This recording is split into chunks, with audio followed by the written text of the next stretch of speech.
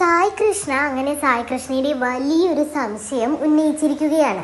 നന്ദനയോടാണ് സായി കൃഷ്ണ ഇത് ഡിസ്കസ് ചെയ്യുന്നത്. സായി കൃഷ്ണയുടെ ഇപ്പോഴത്തെ ഡൗട്ട് എന്നത് ശ്രീധു എങ്ങനെയാണ് ബിഗ് ബോസ് ഹൗസിൽ ഇത്രയും കാലം നിലനിൽക്കുന്നത് എന്നുള്ളത് തന്നെയാണ്. അതായത് ശ്രീധുവിനുള്ള വോട്ടുകൾ എവിടെ നിന്ന് വരുന്നു? കേരളത്തിലെ അല്ലെങ്കിൽ തമിഴ്നാട്ടിലെ സീരിയൽ ഫാൻസ് ആണോ ശ്രീധുവിന് വോട്ട് ചെയ്യുന്നത്?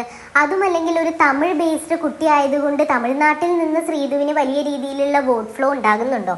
ശ്രീധുവിൻ്റെ വോട്ടുകൾ അർജുന് കിട്ടുന്നുണ്ടോ? അർജുൻ്റെ വോട്ടുകൾ ശ്രീധുവിന് കിട്ടുന്നുണ്ടോ? അങ്ങനെയുള്ള പല സംശയങ്ങളാണ് സായി കൃഷ്ണ ഉന്നയിക്കുന്നത്.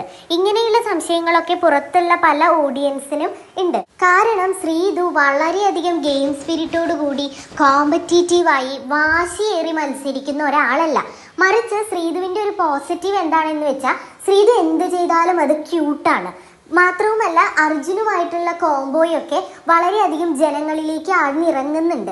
അതൊക്കെ തന്നെയായിരിക്കും ശ്രീധുവിന് ഇത്രയധികം സ്വീകാര്യത ബിഗ് ബോസ് ഹൗസിൽ കിട്ടാനായിട്ടുള്ള കാരണം. ഇതിൽ കൂടുതലായി പറയുകയാണെങ്കിൽ ഇപ്പോൾ പോസിറ്റീവ്സ് ഒരുപാട് എണ്ണി പറയാനില്ല എങ്കിൽ പോലും ശ്രീധുവിനെതിരെ നെഗറ്റീവ്സ് വളരെയധികം കുറവാണ്. ശ്രീധു അവിടെ ഒരാളെ ഫിസിക്കലിയോ മെന്റലിയോ ഹേർട്ട് ചെയ്തു എന്ന് പറയാനായിട്ട് നമുക്ക് സാധിക്കില്ല.